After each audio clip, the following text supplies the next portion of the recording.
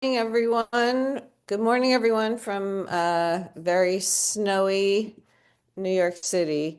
This week's Torah story, Beshalach, um, contains multitudes, as does the whole book of Exodus. And I'm going to go through the continuing battle between the consciousness of Pharaoh and the consciousness of Moses, and the splitting of the sea, all the way to a very interesting ending, which I see as an instruction to us from Torah about doubt and hope. So, jumping in, this week's Torah story, also known as a parsha, opens with the people being sent out, the formerly or in the process of becoming formerly enslaved people.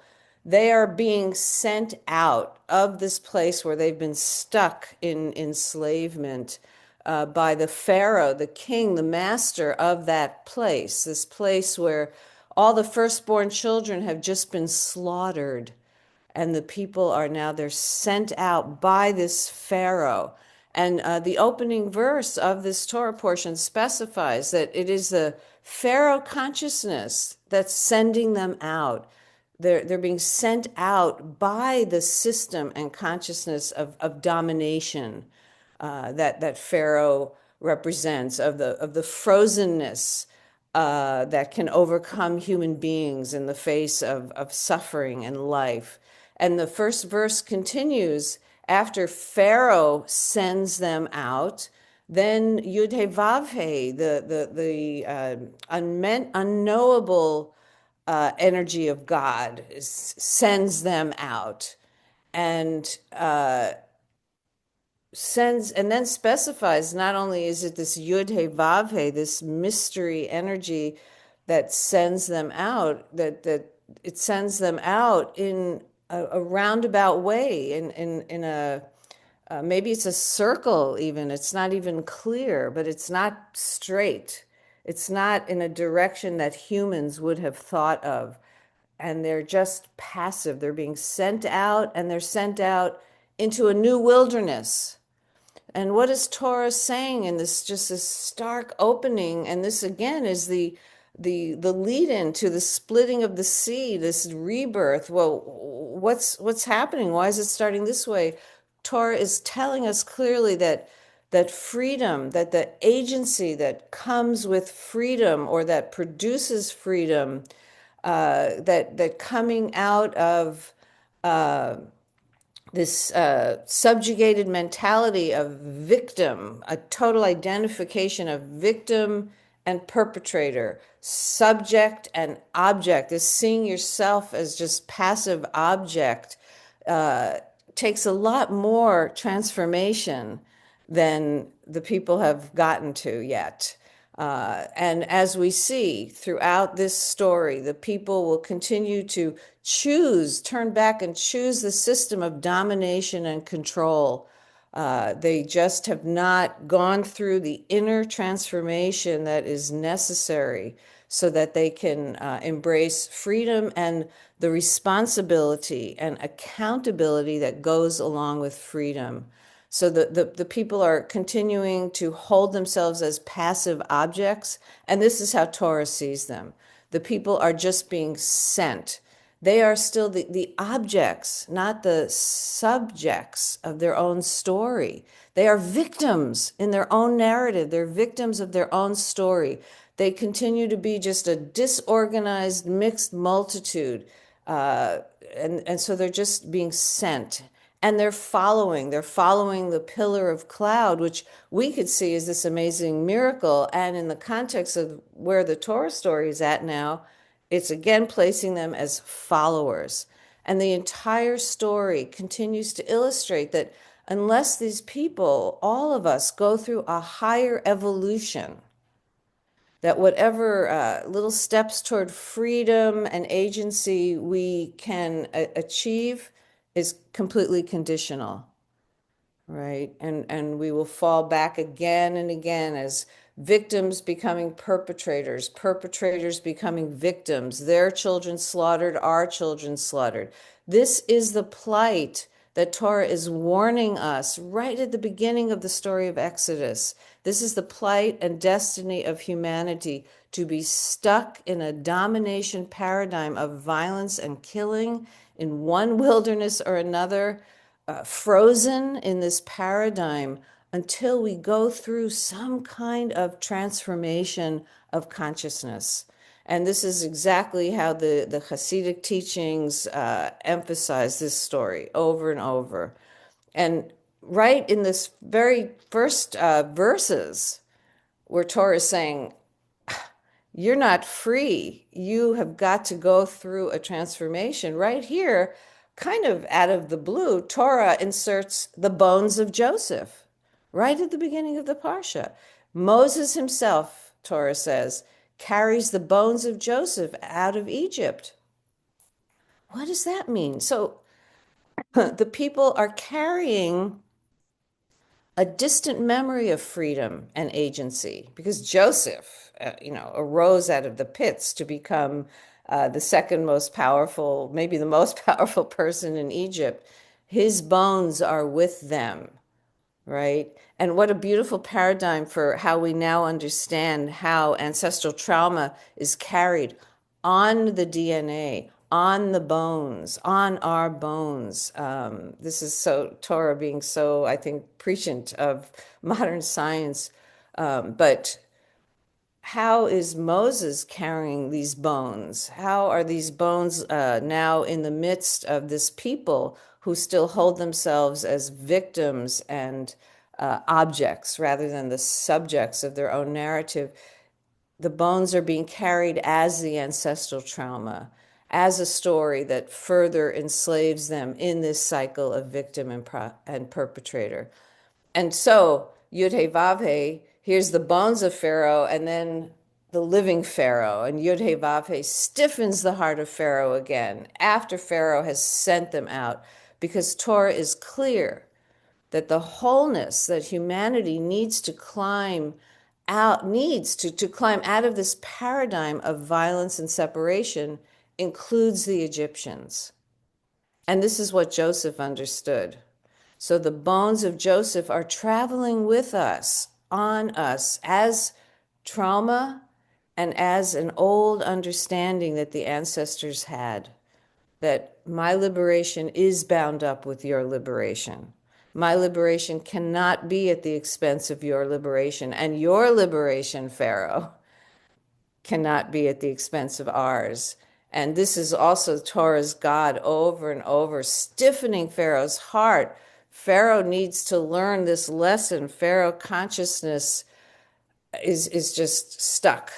And this is all Torah again says over and over. I'm doing all of this to Pharaoh so that Pharaoh understands wholeness, so that Pharaoh understands, and that the Egyptians shall know, this is Torah's words, that I am the Yud He Vav He, that there is a unifying force to all that's going on. And in Torah's languaging, the next thing that happens is the Israelites again regress back to victim consciousness. And we are seeing this in the world right now.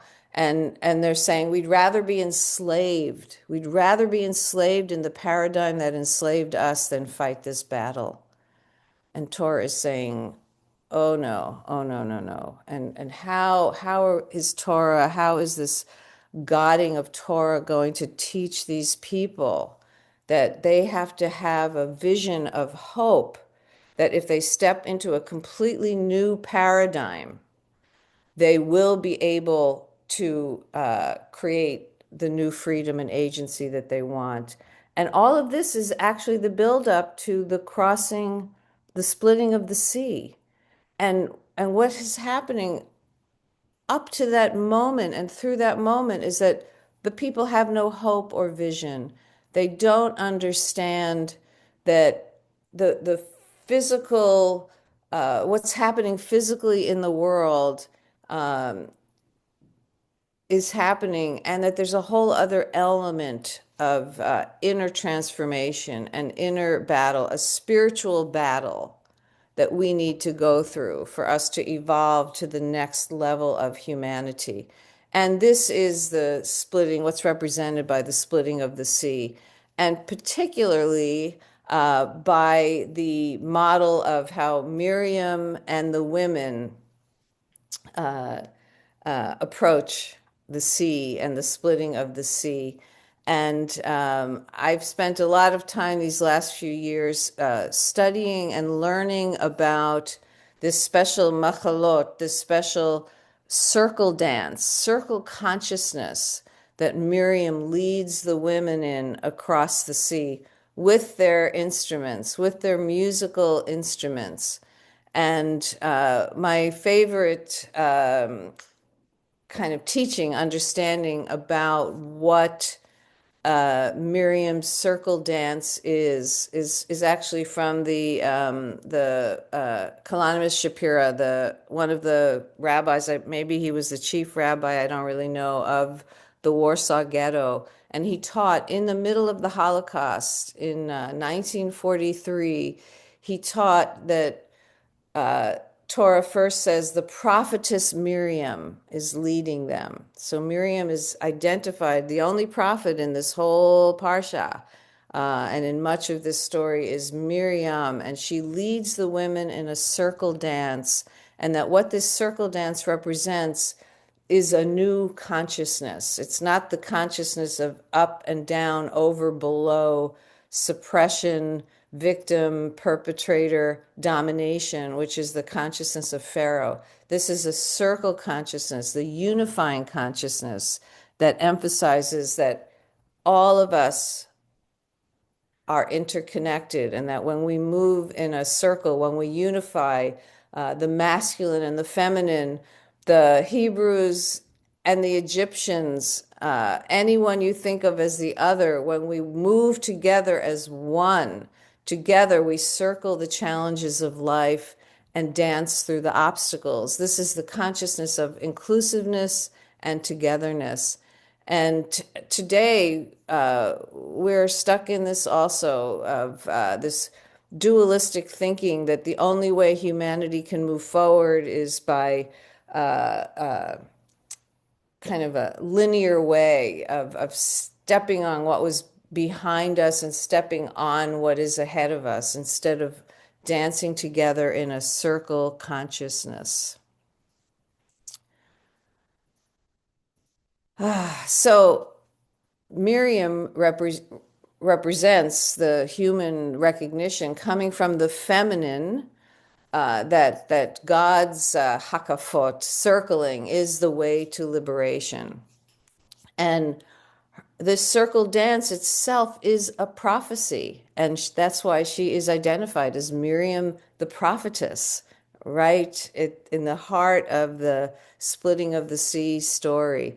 And the circle dance is showing, like, first the women, and then everyone, that even as they want to circle back, even as the Israelites will do again and again and have been doing, saying, no, no, we'd rather be servants, slaves of Pharaoh, even as they are holding those fears, right? That there is a new way to move forward. And her embodied dance is actually the healing of Pharaoh's disconnection from the human form. She and the women, in fact, prepared for this moment by bringing their musical instruments with them out of Egypt and into the waters. So they were already carrying this understanding that this dance of life is the way that humans can really access the rebirth that is represented by the splitting of the sea. And this is an invitation to us of Torah to look at the splitting of the sea as a rebirth through the birth canal of the split sea, that this involves recognizing, bringing along, finding new ways of organizing humanity so that each part of ourself everything that we want to exclude can be included.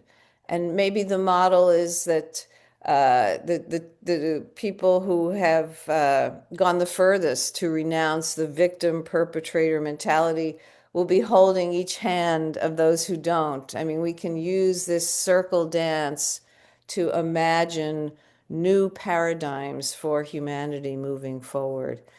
And one of the core practices, well, then the Torah story this week goes on to present all kinds of core practices to build a society, to build a new world, to survive in the wildernesses that we will continue to pass through on our circuitous trip of life.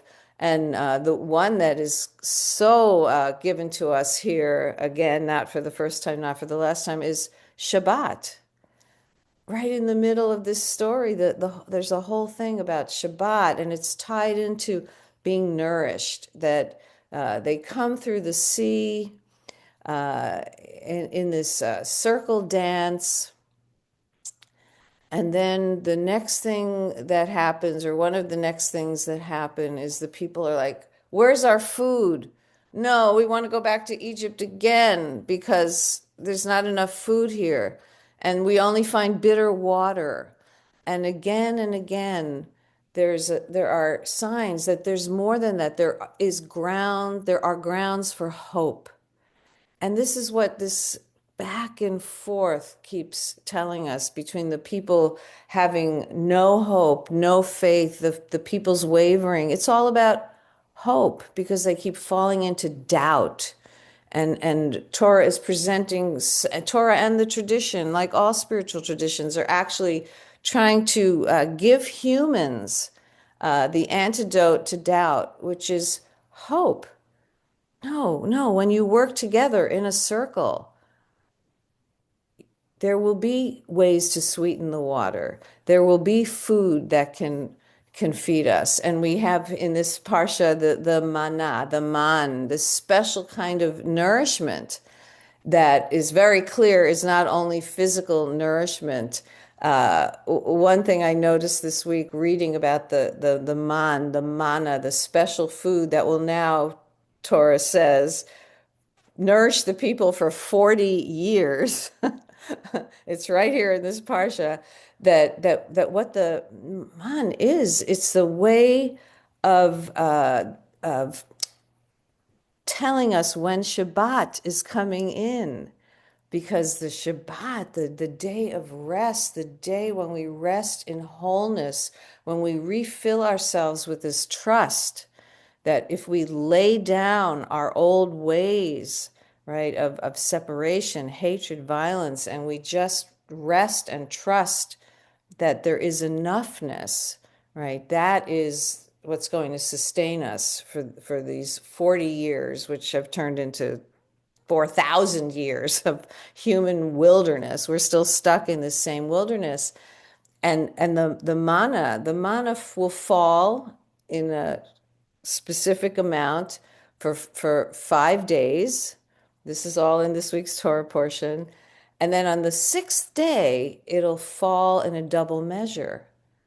And this is the only time that this double measure will not turn rancid and rot, right? Which is something else that happens when it's out of time, when the purpose of the manna is not to nourish our Shabbat, is not to nourish the time when we take in all the sources of hope, where we open our doors to feed whoever is hungry, right? That is what the manna is here to help us keep time doing for that sixth day when it's a double portion. And so traditionally, the manna and the water are associated with Torah and the teachings. So the Torah is in this beautiful hidden way saying the manna and the sweetening of the water and Shabbat, all of these are so that you can look more deeply at what you're looking at the Torah itself, and see the deeper teachings. And so Parsha actually says that the children of Israel ate this manna, this man, for 40 years until they came to the edge of the land of Canaan. And that's where we are today, folks, right? We're at the edge, and we're not even sure what we're looking at. We're still so stuck in this wilderness. And what happens at the very end of the Parsha, right, is the battle, the real battle begins. Not the battle with Pharaoh, right? That was all so that Pharaoh would come along, so that Pharaoh too would know this unifying principle. The very last battle that this Torah portion brings us to is the battle against Amalek. And Amalek in the Kabbalistic tradition, and not just the Kabbalistic tradition, it's been pointed out throughout the ages that in the special Hebrew alphabet way of putting together letters and numbers, Amalek means doubt. That the battle that we're about to engage in, that we are engaged in today, is to learn how to embrace hope. If we don't have hope and vision for a better future, right, we are doomed. Talk to any young person. I spent Shabbat with a young college student and telling me how all of the students now, they don't know how to find meaning and purpose because they think that the world is going to end because of climate catastrophe. Even in the face of climate catastrophe, even with a leader who is bent on continuing to destroy the climate in our country, in the US, we have to find a way to embrace hope and vision. Otherwise, we can't move forward. And where can we look in the world for hope? It's everywhere. It's everywhere. I'm looking, as I think we all are, right? This is all happening, unfolding as the great city of Minneapolis is under siege and people are being killed and people are coming out all over the country, more and more people. This is a sign of hope. And maybe many of us have seen the film Holding Liat about Liat Atzili, who was held as a hostage, taken as a hostage from the kibbutz by Hamas on, I was almost going to say 9/11, on October 7th, and held. She's come out as a peace activist. This is hope. She saw the humanity in her captors. This is hope. Hope is when you see these people in Gaza, in these refugee camps, flooded. They're not leaving. This is hope. And in Torah's world, the ending of this parsha is so incredible. This image of Moses now is instructed by the God that he hears to hold up his arms and have other people help him hold up his arms. Hold up our arms, hold up our power, hold up each other's power, come out together. And when we hold up our arms way beyond what we think our capacity is, when we do it together, this is how we overcome doubt and move into hope. And so I just want to really bless us all to understand that the battles are not about killing other people and are not about violence and conquering land. The battles are about finding sources of hope with each other in our circle dances and holding up our arms, and so that we can have a vision of a world in a completely new paradigm. So thank you all. Thank you so much.